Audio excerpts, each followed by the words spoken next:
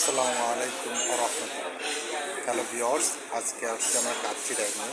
কাচ্চি ডাইংয়ে আমাদের নিজের কাঙ্ক্ষিত, আমি অনেকবার কাচ্চি হাউসে খুলনাতে এবং ঢাকাতে আমি অনেকবার গেছি। তো কাচ্চি ভাইতে আমি অনেকবার খাওয়ার পরও আমি অনেকবার ভিডিও করছি, আমি ইউটিউবে ফেসবুকে লাইভ করছি। আজ আমি চলে আসছি কাচ্চি ডাইং। আমাদের কাচ্চি ডাইং খুলনাতে, খুলনা 0 পয়েন্ট। তো 0 পয়েন্টে আজকে আমাদের কাচ্চি ডাইংয়ে আমার মনে হচ্ছে কাচ্চি ভাই আর কাচ্চি ডাইং দুটোই প্রাইস সেম। তো ওদেরও ঠিক, কিন্তু আলুটা একটু অনেক বড় মনে হচ্ছে। কাচ্চি ডাইংয়ের যেটা আছে, কাচ্চি ডাইংয়ের ঠিক 2 পিস, কাচ্চি ভাইকেও 2 পিস। তো আজকে আমি আজকে দুইটির ভিতরে একটু পার্থক্য খোঁজার চেষ্টা করবো যে এদের ভিতরে, দুইটার ভিতরে, শার্টটার ভিতরে কী পার্থক্য আছে। তো আমার সেই কাঙ্ক্ষিত সেই বাদাম শরবত এবং সেই আমার ফেভারিট কাচ্চি, দেখা যাক এর ভিতরে পার্থক্য কী আছে। তো আসুন ভিউয়ার্স, আমরা একটু যারা ফলো করি, তো আমি আসলে শুরু করা যাক যে আমাদের এটা কেমন হবে। তো রাইস আমার কাছে মনে হচ্ছে যে রাইসটা বলা যায় যে রাইসটা যদি বলি তা প্রাইস সেমসেমই মনে হচ্ছে যে কাচ্চি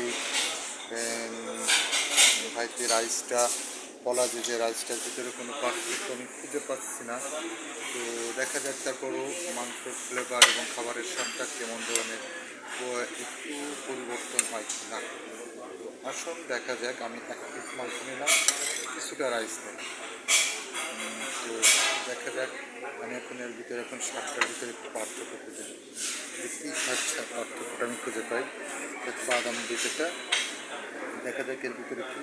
আমি একটা শসা নিলাম, একটু ঝাল, আমার ফেভারিট যেটা সেটাই যাচ্ছে। এখন আমি আগে ঠিক করবো যে পার্থক্য কী। আগে আমি একটু রাইসটা ঠিক করি।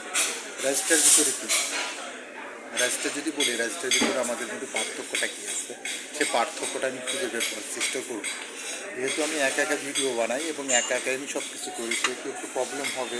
তারপরেও একটু করে আপনারা দেখেন যে কী অবস্থা। সেটা আমার শখের বসে, এটা কোনো আমার কোনো ইনকাম সোর্স বা কোনো কিছুই না।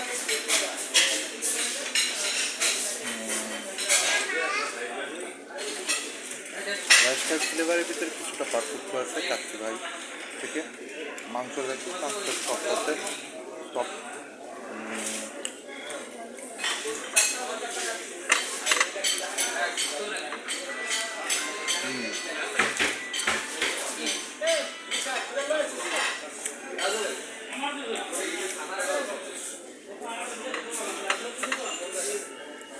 খুবই জাস্ট ওয়াও,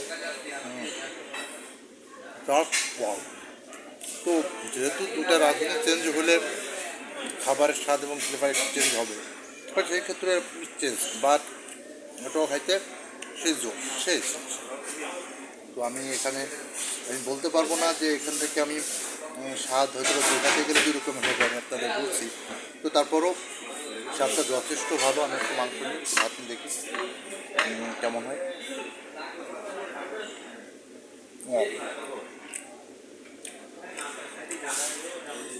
তো ভিউয়ার্স, খাবারের ভিতরে আমি কোনো পার্থক্য সেরকম খুঁজে পেলাম না। জাস্ট আমি একটু বাদাম দুধটা একটু চেখে দেখবো, যেহেতু ভিডিওটা আমি অনেক না বড়ো করি, সংক্ষেপে আমি ভিডিওটা শেষ করি। তো বাদাম দুধটা আমি একটু চেক করবো। কিন্তু আপনারা দেখেন আলুটা কিন্তু অনেক বড় সাইজ, অনেক বড় সাইজটা আলু দিতে এবং 2 পিস খাসির মাংস দিতে। তো দেখা যাক, আমার কাছে তারপরে একটু ছোটো লাগছে। দেখা যাক, আমি একটু বাদাম শরবতটা একটু চেক করবো যে বাদাম শরবতের মধ্যে পার্থক্যটা কী, এটা আমি একটু জাস্ট আমি একটু বাদাম শরবতটা চেক করবো, দেখা যাক কী স্বাদটা আসে।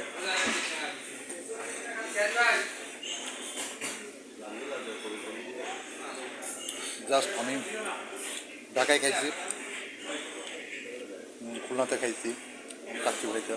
তো আমি বাদাম, আস্ত বাদাম পাই না, এখানে আস্ত বাদাম পাইছি, ধন্যবাদ। এবং স্বাদটা প্রায় সেম।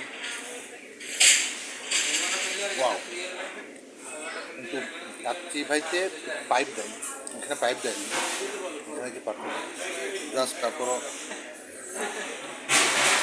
স্বাদটা সেম।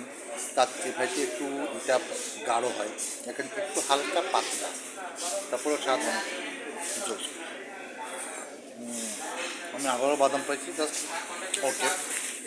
খাবারের আমাদের ভিতরে কোনো পার্থক্য বিষয়ে আমি খুঁজে পাই না, শুধুমাত্র কাচ্চি ডাইংয়ের দুই হাতের রান্না, সেক্ষেত্রে আমি কিছু পার্থক্য পাইছি স্বাদের, তার বেশি কিছু না।